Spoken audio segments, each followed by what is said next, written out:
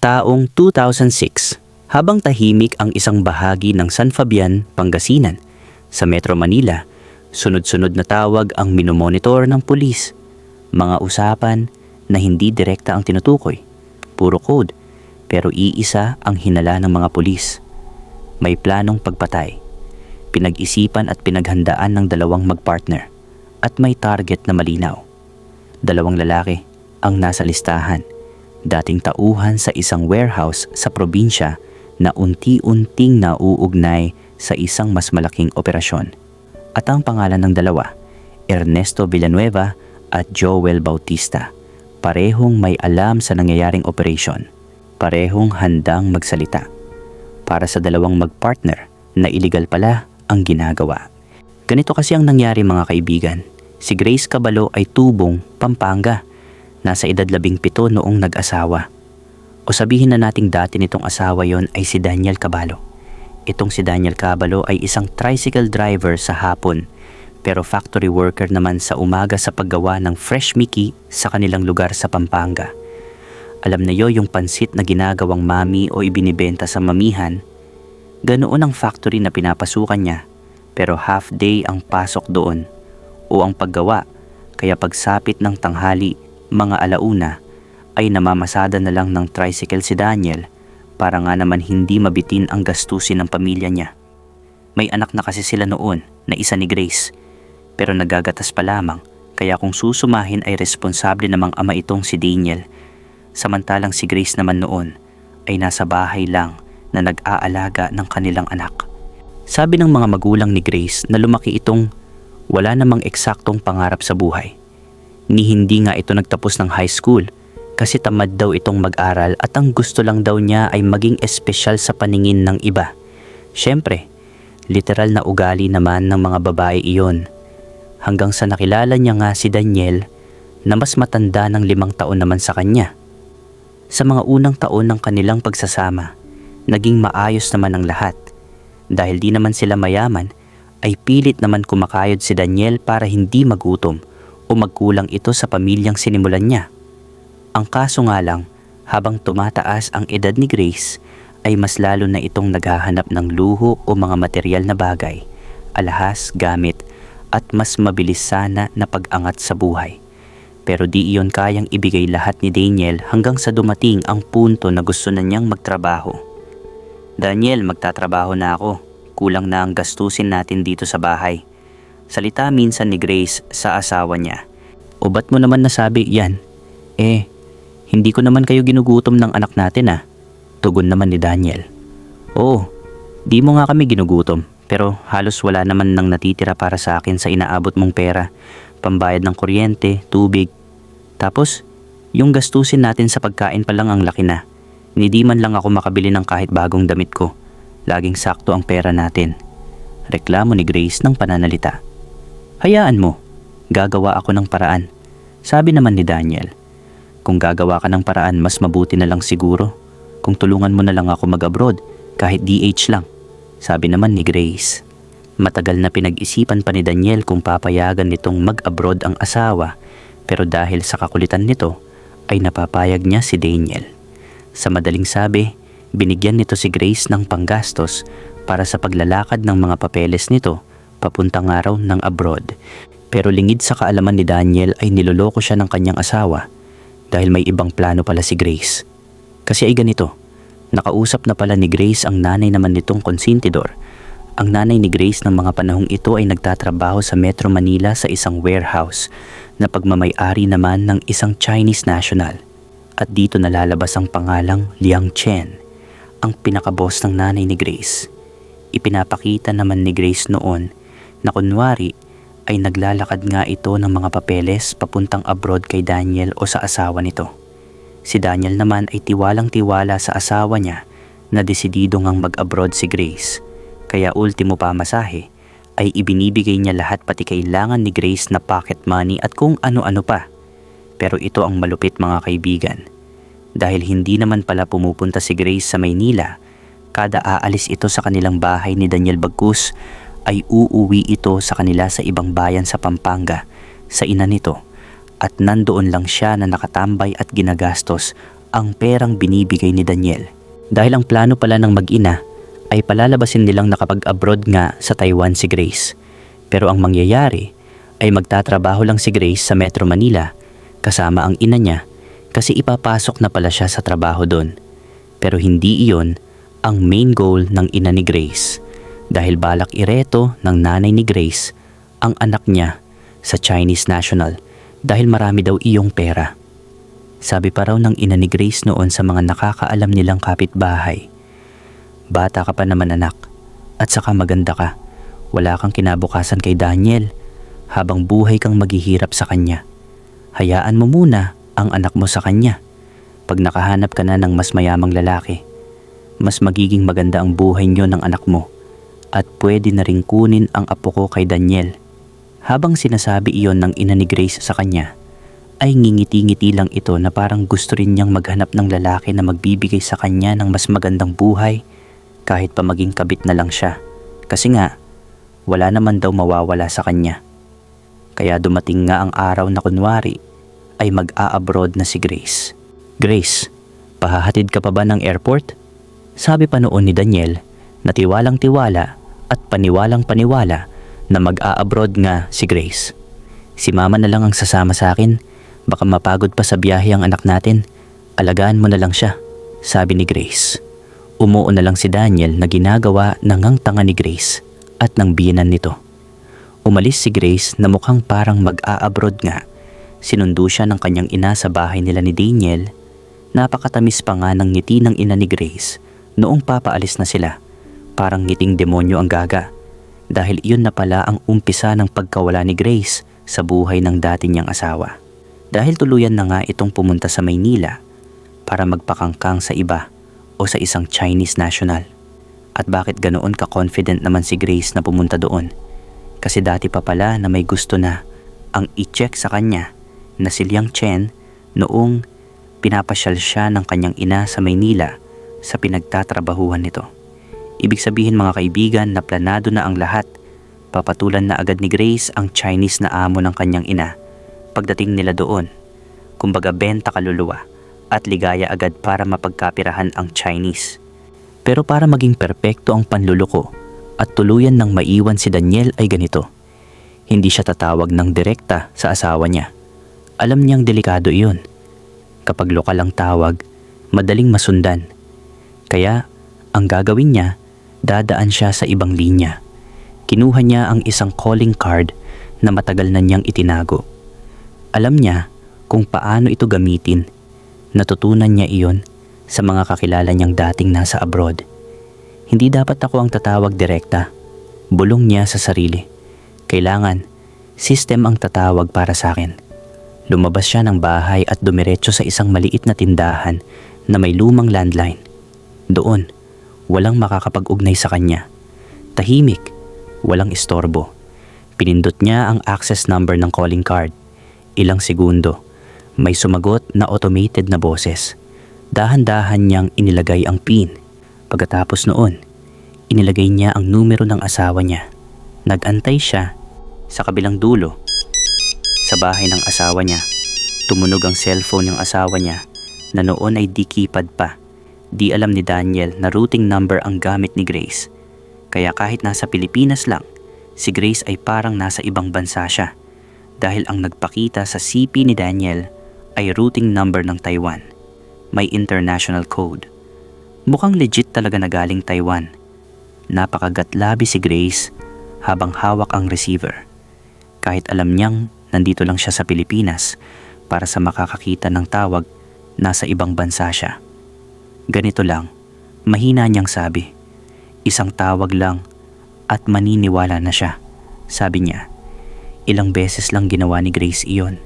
Nagtataka naman si Daniel noon kung bakit may CP naman ang asawa niya at pwede namang roaming number na lang sana ang gamitin nito. Kaso landline ang ginagamit ni Grace. Pero nagpalusot na lang si Grace noon. At pagkatapos ay pinalabo niya ang relasyon nila ni Daniel hanggang sa tuluyan nang hindi makontak ni Daniel ang asawa nito dahil walang kaalam-alam si Daniel na ibinahay si Grace ni Liang Chen sa bandang Metro Manila. Sunod sa luho na noon si Grace At wala na ring nalalaman pa si Daniel. Basta ang alam ni Daniel ay nasa abroad ang asawa na hindi na nagpaparamdam sa kanilang mag-ama. Pero masaya si Grace sa inchik at mas lalo na ang kanyang ina na naambunan na ng kita ng puday ng anak niya. Sa baryo nila sa isang bayan ng Pampanga ay nagtaka pa noon ang mga kapitbahay nila dahil biglang nagpatayo na ng bagong bahay si Grace sa lugar nila ng kanyang ina. Pero di pa noon alam ng tao na galing iyon sa pera ng inchik na asa-asawa na niya Grace. Asa-asawa lang dahil may pamilya nga si Grace at may pamilya rin pala ang inchik na sinusuportahan sa China mismo. Pero wala nang kaso iyon kay Grace dahil siya naman ang mas nakikinabang dito sa Pinas. Hanggang sa malaman na rin ni Grace kung bakit napakayaman ng inchik na ito. Dahil front lang pala ang bodega ng mga items o mga kagamitan na ibinibenta na niya na inaangkat niya sa China. Dahil ang totoo pala ay drug lord itong si Liang Chen, isang bagay na wala namang pakialam si Grace at sinusuportahan pa nga niya ang inchik sa ilegal na gawain nito. So erase na nga sa eksena dito si Daniel dahil sa isang taon na pagsasama ni Grace at inchik ay nagkaanak pa sila. Kung di nyo naman na itatanong ay halos 20 years ang pagitan ng edad ni Liang Chen at Grace. Mas matanda ng malayo si Chen. Nang maisangkot naman na siya sa ilegal na gawain ng inchik, madalas na bumiyahe noon ang dalawa sa Pangasinan dahil sa may warehouse sila doon. Pero iba ang laman dahil sa probinsya nag-ooperate ang parang laboratorio ni Chen. So nalaman lahat ni Grace ang kalakarang ginagawa ni Chen, smooth ang operation nito. Hanggang sa dumating ang araw na may tumawag sa fire station sa Pangasinan dahil may sunog daw sa isang maliit na warehouse doon sa katabi nitong bahay sa mismong loob na bakod din ng warehouse. Anonymous ang tumawag, malamang ay kapitbahay o empleyado sa loob. Mabilis naman na nakresponde ang bombero at naapula ang apoy, pero nang matapos ang sunog, doon na nila nakita ang mga kagamitan sa loob ng bahay nakatabi ng warehouse. Ang mga kagamitan noong una ay inakala nilang kagamitan lang para sa paggawa ng pagkain. Pero nang pulis na ang tumingin sa mga gamit, ay dito nila nalaman na ginagamit pala ito para gumawa ng shabu o pinagbabawal na gamot dito sa Pilipinas.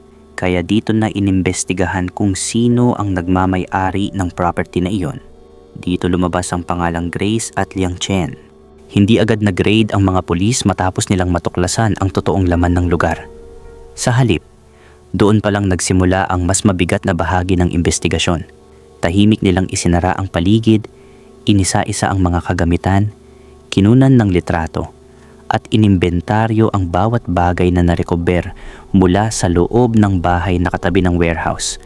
Kasi maliwanag na sa mga pulis na may nangyayaring operation dito dahil positibo na ang mga chemical na nakaimbak sa warehouse mismo ay sangkap sa paggawa ng shabu. Habang ginagawa ang documentation, agad na ipinasa ng lokal na pulis ang impormasyon sa mas mataas na unit. Hindi na ito kayang hawakan ng ordinaryong investigasyon. Pumasok ang CIDG, ang Criminal Investigation and Detection Group, at doon na nagsimulang mabuo ang mas malinaw na larawan. Hindi lang ito maliit na gawaan.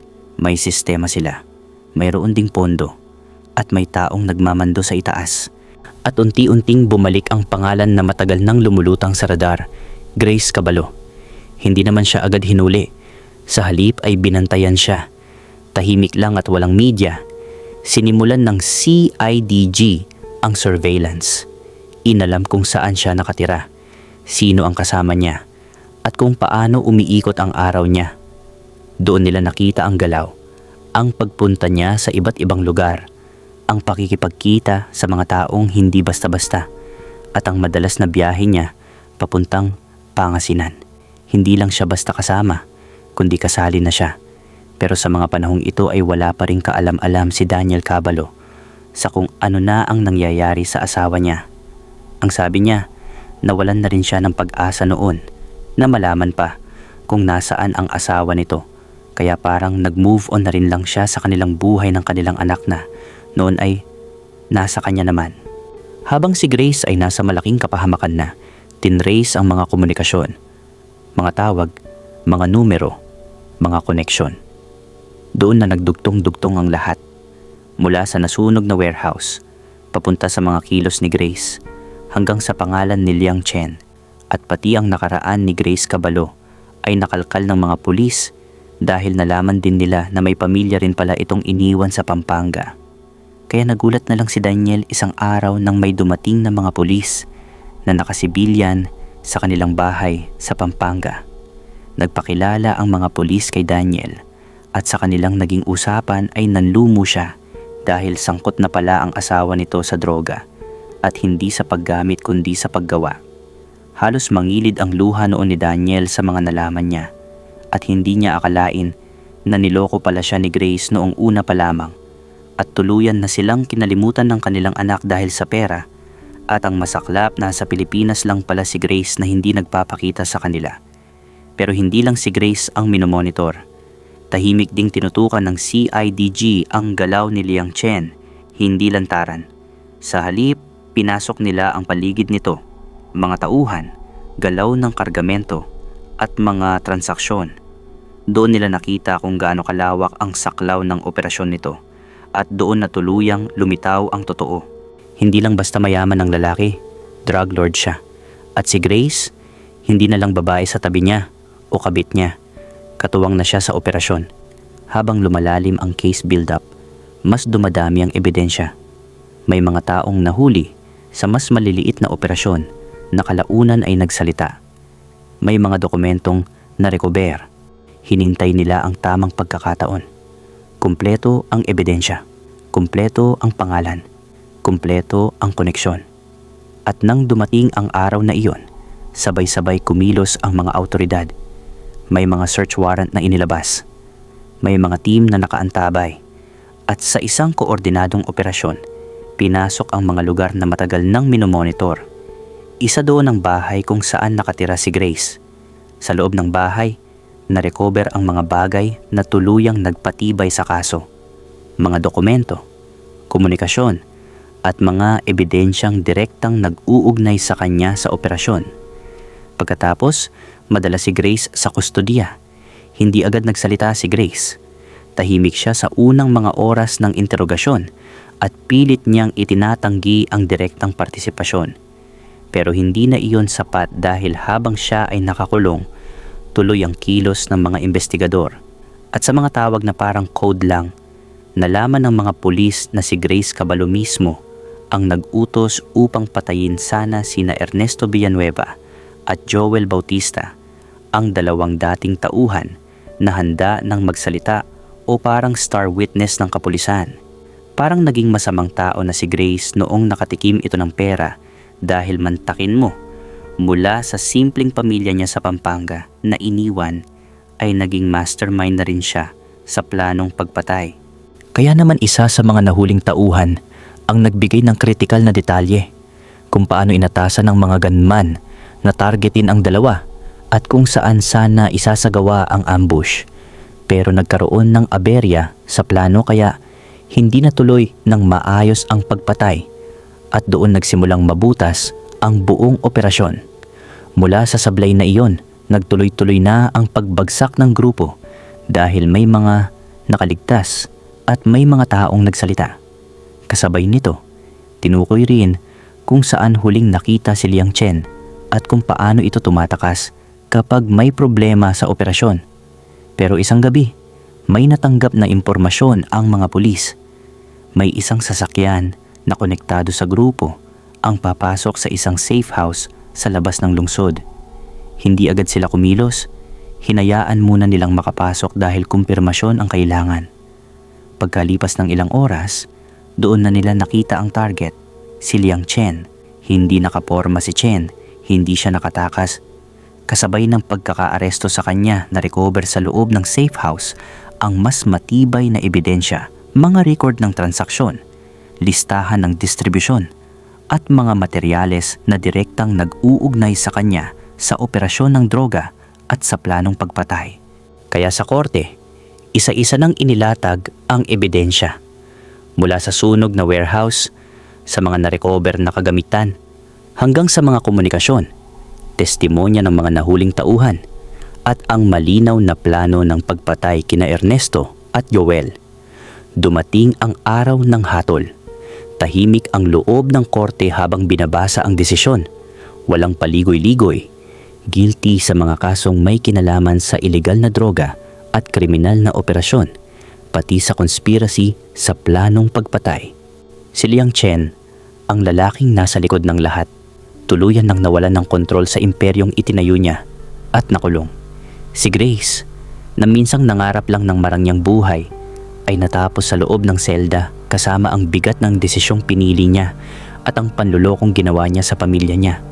Walang specific sa kwento kung ilang taon nakulong ang dalawa, pero sabi nila ay nakalaya ang mga ito dahil sa pera. Pero hindi iyon ang punto ng kwento dahil noong nasa kulungan pa si Grace, ay dinalaw pala ito ng kanyang dating asawa na tinakbuhan at niloko niya si Daniel Cabalo, kasama ang anak nila na noon ay malaki na. Pagsisisi, iyak, at paghingi lang ng tawad ang ginawa noon ni Grace kay Daniel at sa anak nito. Umiiyak din noon si Daniel pero kinailangan na rin niyang iwan si Grace sa pinili nitong buhay. Kaya ganoon kasaklap ang nangyari sa dating simpleng pamilya na sinira lang ng maling ambisyon.